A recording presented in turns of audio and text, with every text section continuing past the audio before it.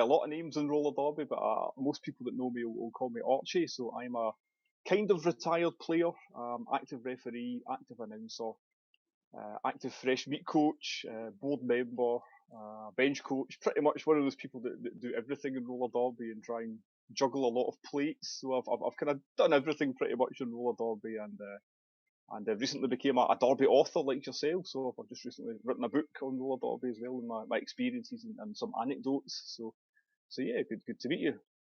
It's nice to meet you too. I actually have your book right here. Oh, what a pro! I've got my own copy here just to bring on screen as well.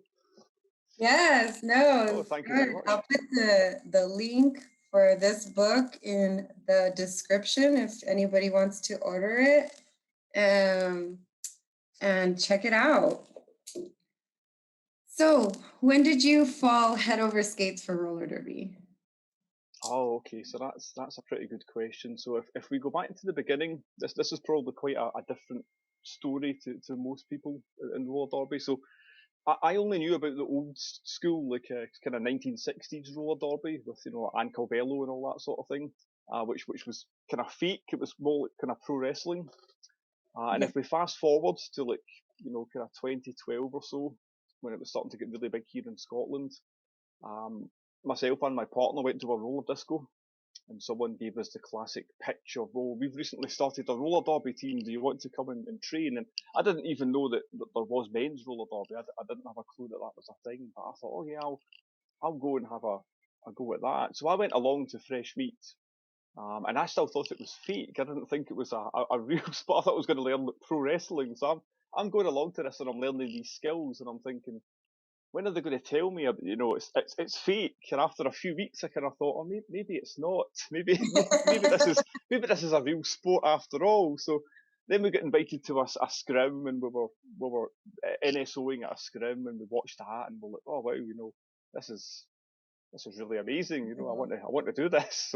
So we joined the league that's got an MRDA team and a WIFT aligned team. So we were both in teams in that. So my partner, she kind of got recruited first, and then it was a case of, as is often the case when a men's team start up, the boyfriends or the husbands will get invited along to start a Mhm. team as well. So I get brought into that, but yeah. So I thought at first it was going to be like pro wrestling, and we were going to get told at the start, okay, this team's going to get so many points, and you're going to punch this guy, and obviously it's totally different to that, really. But I guess when I went to see my first scrim, that I was like, okay, yeah, I really want to do this. And I guess when you're doing fresh meat for the first time and you get shown a checklist of, okay, you need to pass all these different skills, I've kind of got the competitive mindset of, okay, yep, I'm gonna do that. I'm gonna pass all those skills. So I had to keep coming back and pass all those skills. I actually failed fresh meat the first time. I was one of those people that basically didn't pick it up as quickly as other people. But over time, I got there, and I've had a pretty wild career after that. So it's always a lesson I tell people if they're struggling, at the beginning of their derby journey. Look, I failed it completely first time. I just couldn't pick up the skills quick enough. But that doesn't mean you've got a ceiling. You can still go as far as you want, even if you're a little bit slower at the start. So I always tell people that. But yeah, I guess my first scrim, when I first went and saw it live, that was when I was like, yep, I want to do this. Yeah, I want in. I want in Yep. on this. The first league I started with, we actually did do fake fights. It was when Derby Burley started here in El Paso. And there were girls who were down for it, and then there were girls who weren't. And I wasn't one of the ones that was down for it because I really just wanted to be good, you know. Right. And I mean, not that the other girls weren't good, but I didn't think it was a joke. I've always been in sports, and I really just wanted to. And it was a little frustrating when I was getting through the pack and I was doing my thing, and then they'd call off the jam because there'd be like a fight in that corner. Right. And I would just be like, oh, like, That was my time to shine, and you've took it yeah, away. I was being serious. I was making points. And it was like almost like a strategy, like, well, let's stop Harley, or let's, they're gaining points. Let's start a fight. Let's end the jam. And so what was the point of being lead jammer at that point, right? You Yeah, know? So, but it was, I mean, people came to watch. We had like 3,000 people at one point yeah. at our bouts. It was beautiful. So, I mean, grateful for all the experiences. So, how did your first derby date go as far as your practice, your first bout, both? Yep. So my very first scrim, I think a lot of people go through this. You've passed all your skills, and you Mhm. think, okay, I'm now ready to really play the game, and you quickly realise you don't really know anything about the game. Yeah. You can do all the individual skills, but there's so many moving parts. So many people get discouraged when I see it a lot when they first go to a scrim after passing all their skills, and they suddenly realise they don't know where the pack is, where the engagement zone is. There's just everything happening around them, and they Mhm. come off and they're like, "Oh, I'm useless. I might as well quit today because I don't know what's going on in this game."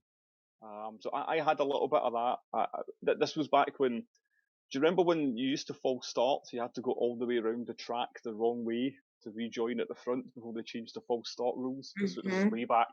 I had about five of those, and I was having to sprint round every time because I wasn't watching where my back wheels were, and just a complete mess. But I liked it enough that I thought, yeah, I'm still coming back. I'm still gonna get better at this. I want to be one of those players. I really like the pivots. I know most people when they start kind of your main focus is the jammer or the jammer scores points. I really liked the pivots that were in charge and they're just directing traffic. You over there, you go on a fend, you stay here, you Yeah. stay with me, we're going to do this, we're going to watch them, ignore that offense, let them, all that sort of, I really wanted to become that, so that always brought me back in. I thought I'm going to get good enough that I can do that I can actually read what's going on and assess that. And at the very start, you just can't Mhm. you have to just try and pick one thing and Mhm. see if you can do that. See if you can get in the jammer's way as a blocker one time, or if you're having a shot at jamming, see if you can get out one time. Yes. But it's something I always tell because I do a lot of coaching now for newer skaters, and it's something I always tell them. You're gonna feel like you don't know what's going on when you first start. But everybody was that way. Like you pick whatever your favourite derby player is. They were that way when they first learned their skills. They didn't know what was going on. You will get there if you persevere. As long as you just don't listen to that voice in your head saying, I might as well quit. I'm not going to be good enough to do this. Yeah. I think Pope Friction said she said it's like being in the dark. Eventually when you keep going back, then you start seeing more. But when you go into your first scrimmage, it's like you're in the dark. You have no Yeah, idea what's going on. It's like the lights are off and you're just like, going back around. And I didn't do Wiftida. I've only been doing Wiftida for the last not counting, I'm definitely not counting 2020, but 18 and 19 was my only 2 years doing Wiftida. So I was Renegade and then Bank Track, and Bank Track right. uses the older rule set. So yeah, all these different, things were a little bit difficult for me to get. And it was slower, which was nicer because it was more strategic. But at the same time, I was used to coming in hot. I was used to using my speed to go, just different things. So now when I did start, like you said, I wasn't the jammer that I used to be on a bank track because I had that momentum from the bank Yeah, track that I didn't have on a flat track. Um, and so I do both. I block and I jam.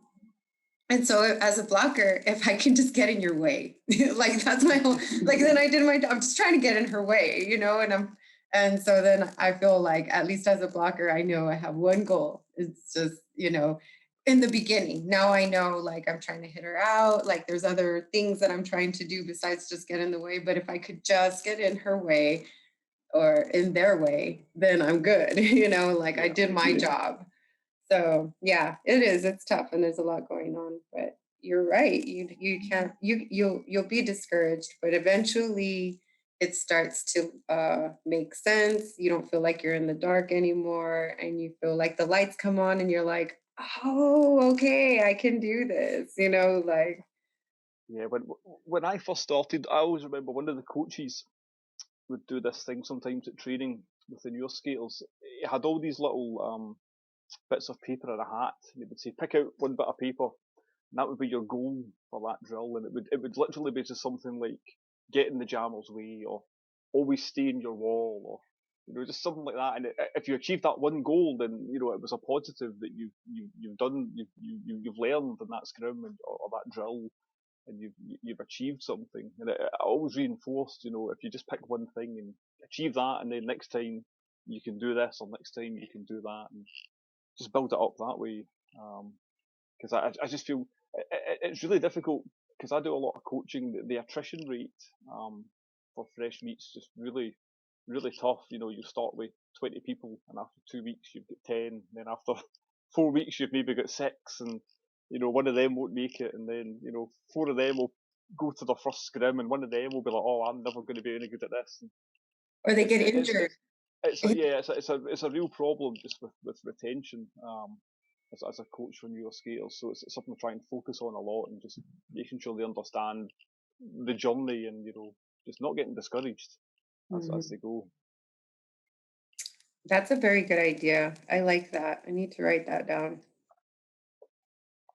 So you said you have many alter egos. Um, Yes. how did you come up with the main one or how did you come up with them? So many.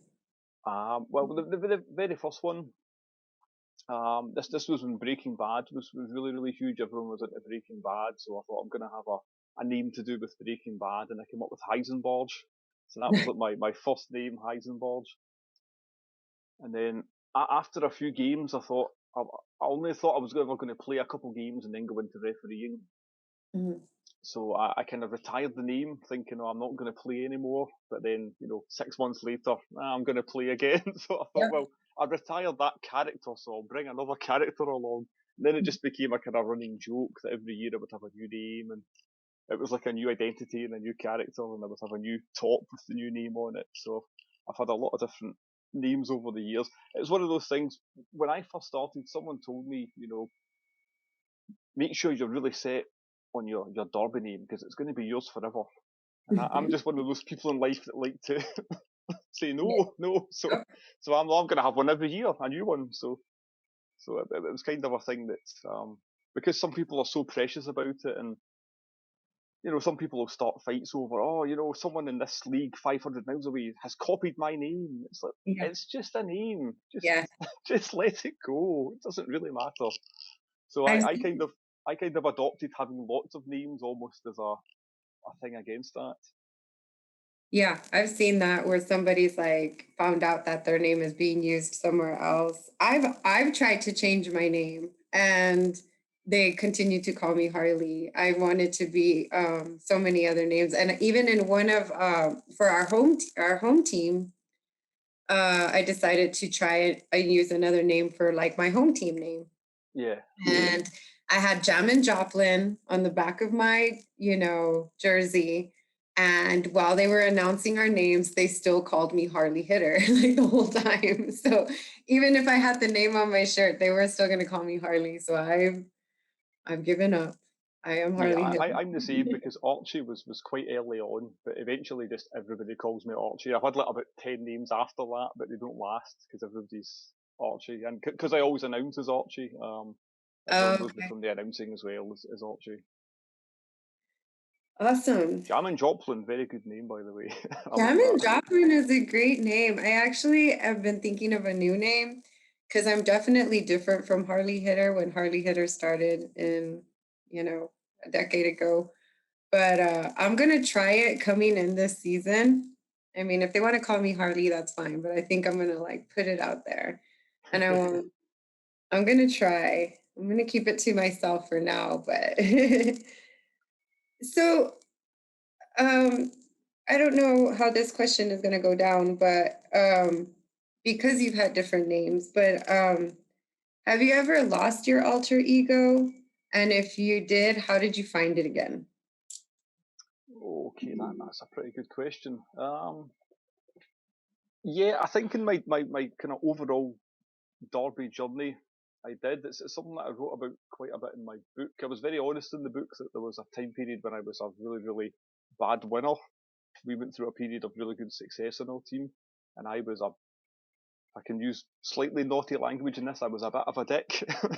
So there was time periods when I had definitely lost sight of kind of what this is meant to be, and rather than about having fun while still being competitive, but having fun for a period that was almost like trying to ruin other people's fun in the name of being too competitive, which I'm quite honest about in the book, was something that I went through, and then eventually, I guess over time, I kind of let that go, and I didn't need to have to win, and I didn't need to have to be super competitive, and then I found the fun again, and yeah, that was a kind of overall arc of my Derby journey, I guess. I went through a period where I got sucked into being too competitive, um, and that meant more than having the fun and having the social aspect and high fives after the game. So some people get sucked into that. I was one of them. I'm honest enough to admit it. So yeah, I went off track, I guess, in that sense, in my kind of alter ego's journey,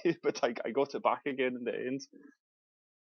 Yeah, that's beautiful. I actually just interviewed my friend that said, I ask, and I'll ask you later on through the interview, what is your worst derby moment? And her worst derby moment was when she was in that place as well of wanting to be super competitive, and she had grown. I knew her when she started, and she had grown so much as a skater, and then she had our leagues had split, and I had stayed back with the other one, and she had gone Right. to another, and she had excelled in her skill set, and she felt amazing. And so she was saying her first derby moment was at one point where she was just massacring this jammer and hitting her like almost every 10 feet, knocking her down and looking at her like, get up, we're playing. And, like, and she's like, I felt so bad about that. Like, I didn't have to do that to her. Like, and so I understand, that that's funny that, it's relatable. It's like, well, I really didn't have to be a dick. I could have just, and she said the Well, same thing. we had a game when we were doing really well as the scale piece of the MRDA team that I was a part of. There was one time it was a home game, so it was in our home venue with our own local fans, and we beat this team so badly, and we were like, battering their jammers so badly. Our own fans started cheering for them, wanting them to get out and get leads, and they were booing us, and it was like a timeout. One of our players just said, congratulations, you managed to get our own fans to boo us because Oh. we're Yeah, that's kind of where that can lead to when you're being too competitive and you're not seeing the fun side of it. So yeah, right. it's funny how these stories keep happening over and over. You see the Yeah, same journey for so many people. it's It's a the lot of same. feedback that I've had with the book. People are saying, people in other parts of the world, I'm reading the book and so many of these stories have happened in my league or, whatever. Yeah, it's so true. And there's like groups, like there's even like best derby moments. A lot of the best derby moments happened to players in a game that they actually lost. But they had like their best, because that's when you're just like rock bottom. We're 200 points behind. Let's just do our best and have fun. And that's when you have your best derby moments, is when That's you're when the magic having happens. fun. Yes. I get chills just thinking about it. How does Derby make you feel? Oh, that's a complicated question and a half, isn't it? Everybody says so many ways, but yes. Everyone takes a big intake of breath when they're asked that. Ultimately, it makes me feel like I can achieve things.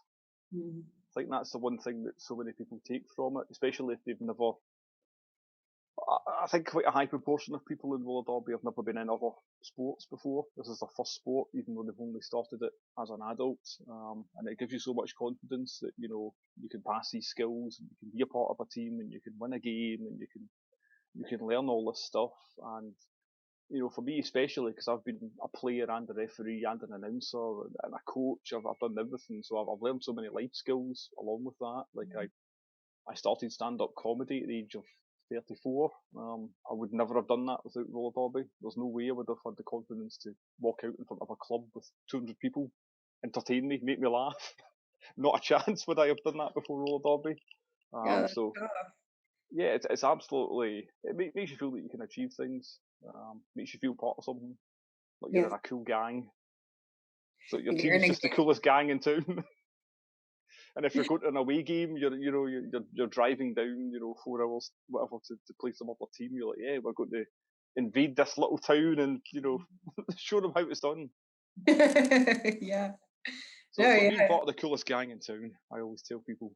Right. In roller skates. Have you ever had any derby injuries? I've had a lot of minor injuries. I've been fortunate that I've never ever had like a broken bone or a torn ligament or something. But Mhm. I've had tons and tons of wear and tear. The bigger thing is concussions. I've had at least 3 concussions from derby and more in other sports, and that was when I was like, I'm going to stop playing, because I do worry a lot about concussions in derby in general, and I know the WFTD has done a lot in the last couple of years on it, but I still think it's a big time bomb just how much concussive impacts we're all getting. Doesn't need to be hitting your head. Just Mhm. any sudden deceleration or acceleration of the body can rattle your brain and your skull. So it's something that we all need to be maybe a little bit more conscious of. So I think that was my biggest one, was when I had a couple of bad concussions in derby. I always tell people the story. I got a concussion when I was doing fresh meat, and later that night we've got 2 cats in our house, and I was emptying the kitty litter tray, and my partner just found me at the top of the stairs holding the little scooper, just like, I don't know how to work it. No. You just scoop, but my brain had been that mangled by the concussion. I was like, I can't figure out how to work this thing. Mhm. So we went to hospital, and like, yeah, you've got a concussion. So that was my first concussion, but there was a couple more after that. Yeah. But Yeah. I thankfully never broke a bone, which was kind of my fear going in. I thought, well, I'm already over 30 starting this sport. What happens if I break my leg or something? But thankfully that never ever happens. Yeah, no, I know I've been especially not wearing the right size helmet. I don't think I started off knowing how my helmets were supposed to fit. And then even after a really hard fall, I would still wear the same helmet instead of getting something newer or, so I worked in a pharmacy when I first started Derby, and I would tell my pharmacist, like, how do I know if I have a concussion? Because I would be working and I would be like, what am I doing? Like, where am I going? And it was after usually like a bout. And I never did get checked, but they would just say, just, drink water. If you feel nauseous, let us know. And so it was scary. It was scary. Renegade was very scary because Yeah, like practice wasn't that intense. And then come bout day, it was like insane. People went balls out and it was really scary. But so I really do appreciate Wipdada and the rule set. And has Derby ever broken your heart? yeah, I would say the toughest thing, and again, this is something that everyone has to go through, is when you've got a team that's really solid for a couple of years, and then it starts to break up and it has to get rebuilt because people have retired or people have moved on or people have joined other teams or people are just doing other things with their life, and Mhm. that's really tough when you've got a winning team and then you start losing games because it's not as strong anymore. Um, and that's not the fault of the newer players because you were that player once, but it's a case of, well, we need to rebuild now and we need to go through this process again. I guess that's harder when you're the one kind of left behind. You're the one that is still there, Mhm. and other people have left or quit the sport completely or they're doing something else. So that's I think when it can be tough when you're driving home after training and you're thinking, oh, we're never going to get back to what we were. Mhm. that sort of thing that can break your heart. It does. It does. You miss your family. You miss your connection. But at the same time, it's the cycle of life. Derby would come to a full stop eventually if we didn't have new people constantly coming through. So it's something you've just got to embrace at the end. Yeah. And then when you see skaters, grow and they're like doing amazing things and you get to watch that and you're like, look at you helping me out. I can remember when you couldn't even do a plow stop, and now look at you Exact now. and there they are kicking ass for you, having your back, and you're like, "Hell yeah." It's beautiful. What were you looking for when you started Derby? As I said earlier, it was a little bit different for me because I thought I was getting into pro wrestling. Basically, I didn't think I was getting into a real sport. But once I knew this, it was a real sport. Um, I've got one of those mindsets in life that if I'm presented with like some, challenge, which in this case was the minimum skills, as well, I've got to pass that. I've got to do that. And then I thought I'll have one bout, and then I won't do it anymore. Then I had the one bout, and I thought, well, I'll have two bouts, and then I'll have three bouts, and then I wanted to start refereeing, and then one day our league didn't have an announcer for an event, so I thought, well, I'll try that. And then I started getting asked to announce elsewhere, and became an announcer and started travelling all around the place as an announcer. Um, it's hard to pinpoint one thing, I guess, isn't it? What do you want out of it? I guess just to achieve something, just to look back on it and say, yeah, I did that. Mhm, Because so many people want to try things and they never do. mhm. They like the idea of being a derby player or being a stand-up comedian or being a writer or whatever, but when the hard work begins, a lot of people don't last. Yeah, So I guess it's proving that to yourself as well. absolutely. And in this growing obsession of Derby that you get sucked into, has there ever been anything that has come between you and this passion?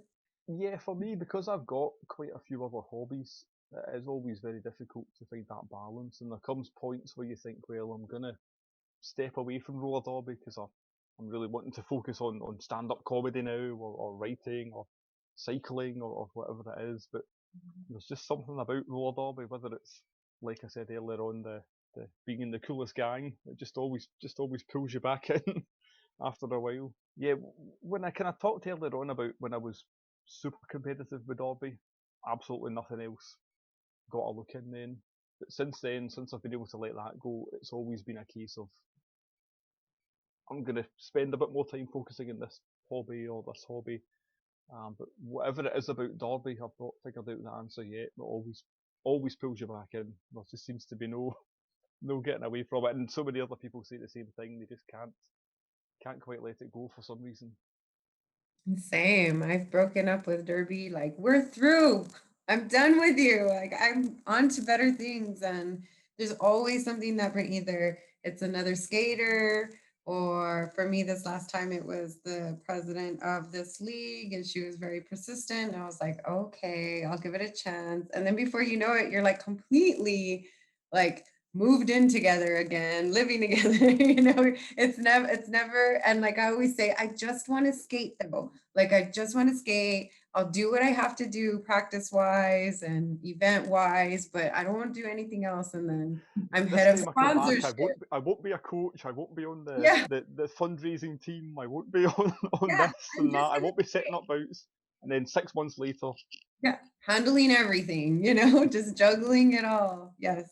yeah, I mean that's something again I talked about a lot in the book. It was like trying to leave the mafia. You can't. It doesn't work. It does not work. I've retired so many times and came back. It's a joke now in Scottish roller derby. They call it an Archie retirement. If somebody says they're going to retire, well, are you really retiring, or is this an Archie retirement? And you're going to be back in 2 months' time.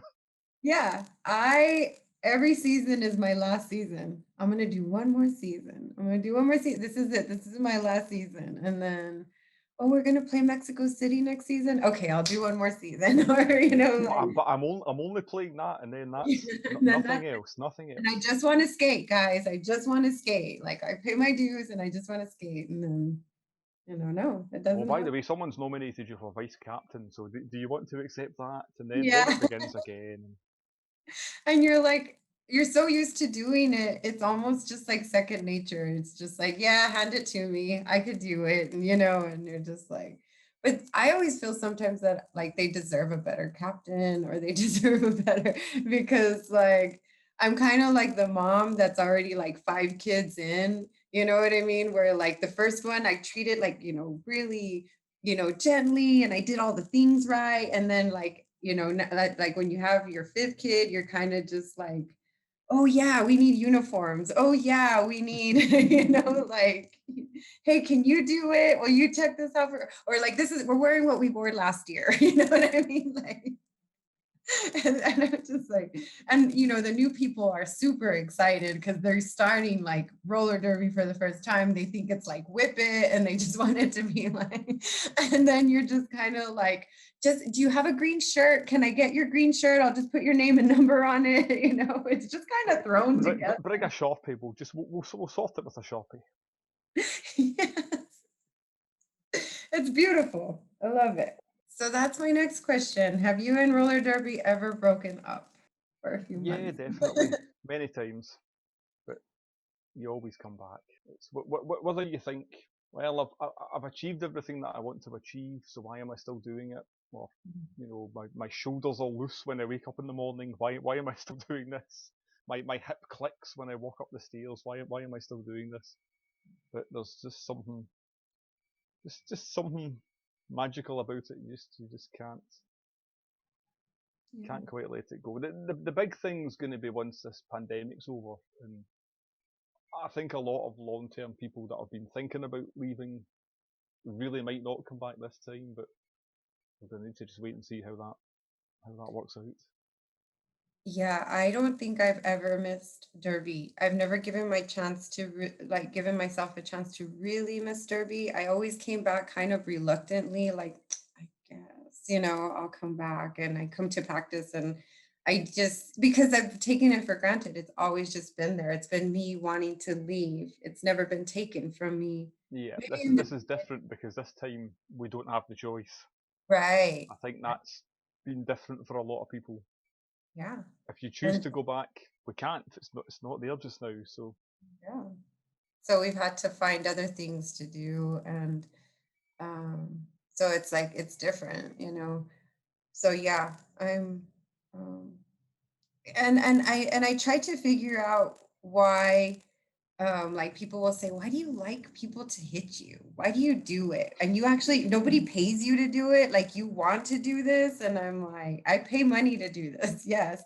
And it's just like there's nothing like it. There's nothing in the world like that you can go and actually hit somebody, you know, and it be for both of you to make the other person stronger, to make each other stronger. You're out there making each other stronger skaters, stronger humans, knowing like, I used to hate my job when I started roller derby, but I felt like you don't even know what I do with my time. You know what I mean? Like you guys yeah, think like I could totally knock you out right now. Like it's empowering and it's like nothing else. It's a community that you can actually um, fall, fall in front of people. I was talking about the tears that I've cried on the track that had nothing to do with derby, but I skated it out. I pushed through it. I did it with my derby family, and they were there for me. And they didn't say, "Oh, tell me about it." They were like, "Let's skate it out. Go out there and push through these problems." And in my mind, those were my problems. The skaters were just like the physicality of it. And if I can get through this pack, I can get through this issue. I can get through these things. And I just leave practice feeling stronger. Not always. Sometimes you have your disappointing practices, but you work through those too. yeah. I always remember when I was doing my fresh meet, one of the coaches uh, at the end of the session when we were de-kitting, she would always ask us a question, and everyone would have to give an answer as we were taking off all our skates and our pads and everything. And one week she said to us, "Why do you like skating?" And she went around the room, and it got to her, and she answered, and she said, "It's the only time in life where I'm not worrying about life." And I've always remembered that as like such a great answer. That's her one escape from everything else. It's just getting to move on wheels. And just we can't explain why that is, but everyone that watches this podcast will nod their head when they hear me say that. It's the one time when nothing else matters.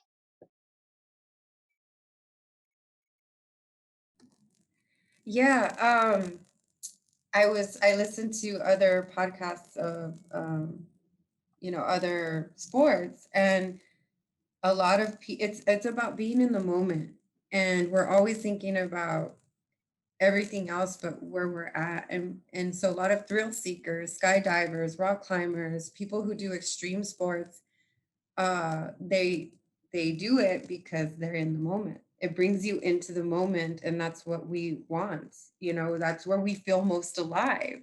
And you can't be on the track and think about your bills or you can't think about anything else. You're already in the dark. You're already getting Yeah, hit. You're already looking for, you're in the moment. And so that is a perfect answer. And I always forget about that. It's because Derby brings you into the moment, and you're in it, you're there, and there's nothing else that matters at that moment. Um, yeah, definitely. how do you feel about your Derby community? Do you consider them an extended family? Yeah, definitely, and it's been one of the tougher things of the pandemic Mm, that we don't have that right now. Even even if you're injured for a month or whatever, and you can't actually take part at training, you still go. And you see everyone, and everyone high fives you, and you help mm, stand with a stopwatch or a whistle and help yeah. out at training. It's just that whole thing's been taken away from us. But yeah, very much so. Like I said, I always like to feel like we were some cool gang rolling into town to take on the enemy. So yeah, really, really very much like an extended family, and that's kind of like when you ask earlier on about you know when does Derby break your heart? Well, when that family starts to break up, Mhm. that undergoes change. That can be really tough. You miss those people when they're not around anymore. Yeah. Yeah. Like in my book, I talk about the Derby divorce, and it was when our league split. And for like 2 seasons, we were so close. I started when we didn't even have enough girls to bout with. Like it had just started. I started in the beginning.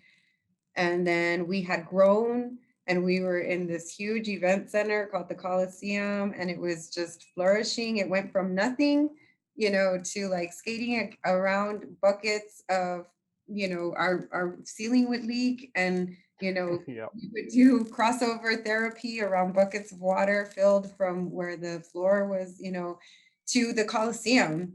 And then after 2 years, it like just split, and I was just like, no, like, where are you guys going? People who started with me were leaving, and I was like, why? And I'd cry, and I was like, come on, you guys, like I was trying to get everybody back together.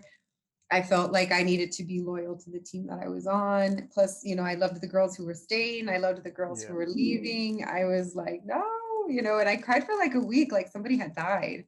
Even my partner at the time was like, you act like somebody died. And I was like, dude, I'm dying. Like I'm dying inside. Like, and I couldn't explain it. I was Part of my family have gone. You don't yeah, understand.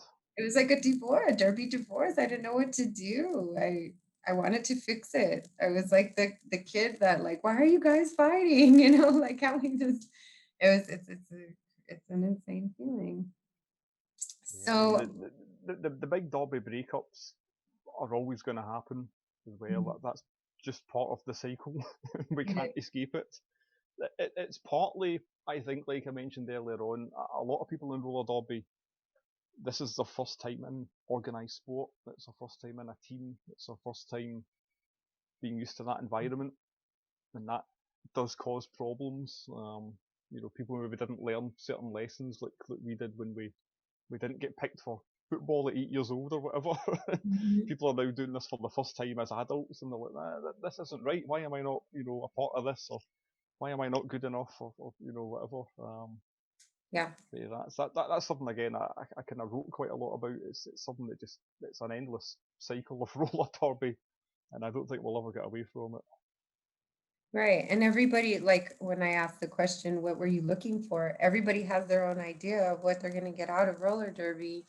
And, um, you know, and not everybody's going to do it for the same reason that you do it. Yeah, Everybody has their own idea of what they want to get out of it. And so, you can't really like blame anybody for wanting to go with somebody else to try something different, or or be happy the way you are, just because that's the kind of derby you want to be in. And there's derby for everyone. There's flat track, there's bank track, there's renegade, there's what there's everything. So, home teams, traveling teams, so much parts of it. Yeah. What did you find when you joined? Um, you said what you were looking for. You thought it was going to be like this fun, theatrical, wrestling thing, and you found something else. Yeah. But, what was it? What was something that you really helped you that you found in Derby? I kind of touched on it earlier on, just the fact that you can achieve things. I think it really Mhm. makes people believe in themselves in a way that they maybe hadn't before. Just that, yeah, I can do that. Mhm. And just step by step you do. And you pass all your skills, and then you get through a scrim, and then you get through a scrim where it's not completely in the dark, and then you get Mhm. through a scrim where it's a little bit light, and then you play a game, and you get to skate out, and the announcer says your name, and you're like, yeah, I've actually made it, and then you start winning some games, and then you start coaching other people and helping them get along in their journey. So yeah, just a sense of achievement. I mean, I've done a lot as a player and a ref and an announcer. I eventually, as an announcer, got to do a World Cup, and I got to announce my own country at a World Cup, which was just the most amazing thing. That's That was a beautiful. real highlight.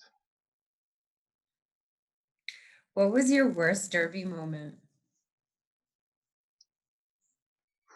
Absolute worst of the moment, probably when I realised I had started to become a bit of a dick, like I said earlier on, and you realised you've totally lost focus of what you were doing this for in the first place. You were wanting just to have a sense of achievement and have some fun and be part of this cool gang, and then you're like, well, I've actually taken this too far, and now you're ruining other people's fun, and you're no longer actually having fun yourself. It's just about trying to win as much as you can, or trying to achieve a certain ranking of whatever it is. Um, and then also, I guess the toughest part, like I said, is when teams start to break up, when you have to bring new people through, and you feel like everything's changed, and you didn't want it to change, and you're Mhm. like, change is bad, but change is always going to happen, and yeah, just one big journey, I guess. Mhm. It is. And what was your best Derby moment? As a player, probably when you first realise that, yeah, I'm pretty good at this. Mhm. I've actually made it. Other people, I'm not just a liability to the other people in the team now. They're counting on me to actually do a really good job, and I'm doing it. Yeah. Um, so I guess that as a player, as a coach, the best thing is just when you touched on it earlier on, when someone really starts kicking ass, and you saw them at the start when they couldn't even turn a corner, Mhm. and you played a part in that, not to take away from their own hard work, but you helped them, get there. That's really amazing.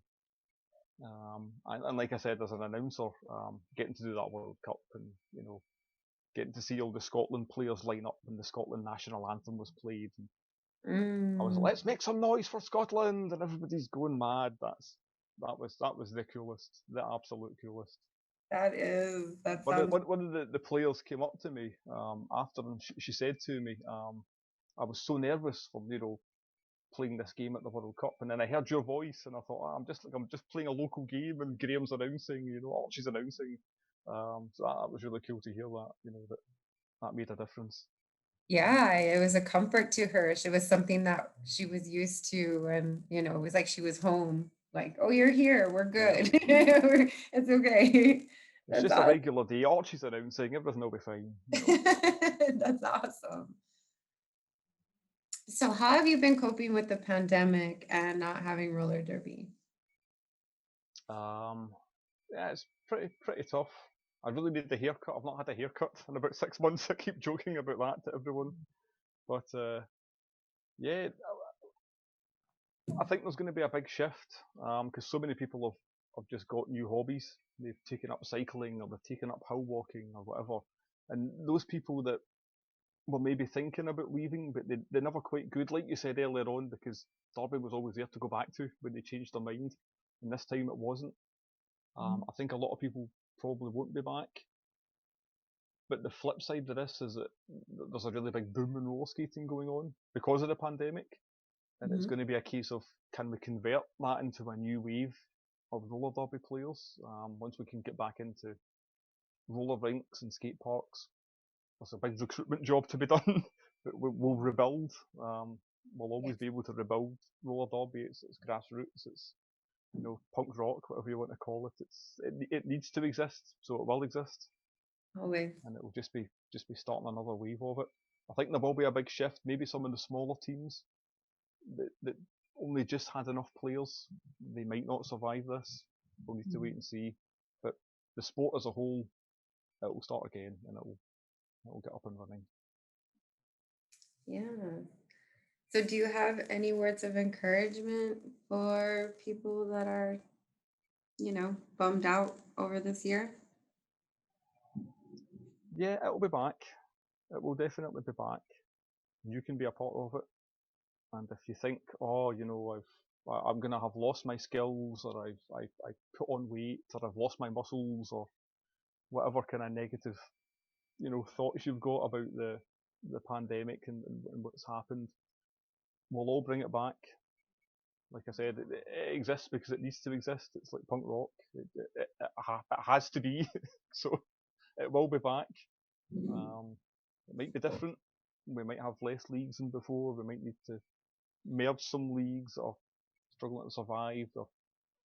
I know a lot of teams have been hit really bad financially because they're still having to pay rent for buildings or rinks or things, and they can't use them, and they're not getting as many dues in and everything. So that's been tough, but it's punk rock. It will survive. That's what I tell people. Mhm. And we started somewhere. I mean, rain-filled buckets, we've skated outside, we've done it before, we can do it again and get those venues back, get those players back, get those dues going, and it's fun. People are always going to want to move around on wheels, and people are always going to want to hit each other. So let's give them a sport that combines the two. We'll be fine. Yes. Yes, I love that.